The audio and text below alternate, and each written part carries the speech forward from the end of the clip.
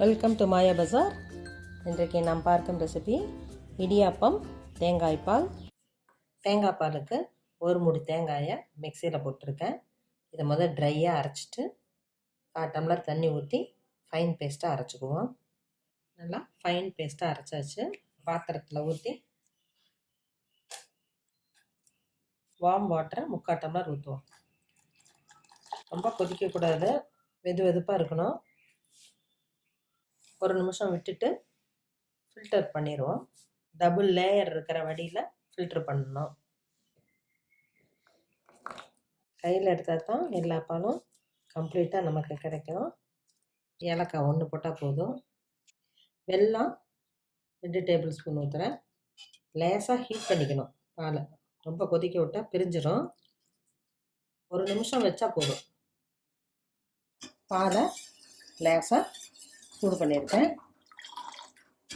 இது வெதுந்தான் இருக்கணும், ரொம்ப கொதிக்கக்கூடாது. இடியாப்ப மாவு இந்த பெரிய கரண்டியில் 2 போட்டிருக்கேன். நல்லெண்ணெய் 2 டீஸ்பூன் ஊற்றுறேன். இதை நல்லா கலக்கி விட்டுறணும். உப்பு டேஸ்ட்டு பிடிக்கிறவங்க ஒரு பிஞ்சு உப்பு போட்டுக்கலாம். தண்ணி நல்லா பாயிலிங் பாயிண்ட்டுக்கு வரணும். தண்ணி நல்லா கொதிச்சிருச்சு. கொஞ்சம் கொஞ்சமாக ஊற்றி கலக்குவோம்.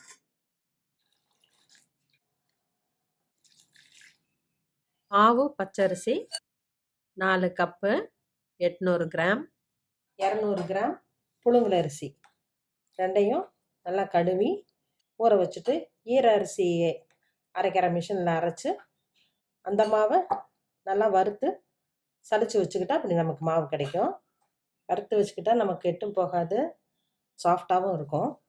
இடியாப்பம் புளியற பதத்துக்கு உருட்டுற பதத்துக்கு வந்துருச்சு. இட்லி பானையில் இடியாப்ப குழாயில் வச்சு நம்ம புளிஞ்சிடலாம்.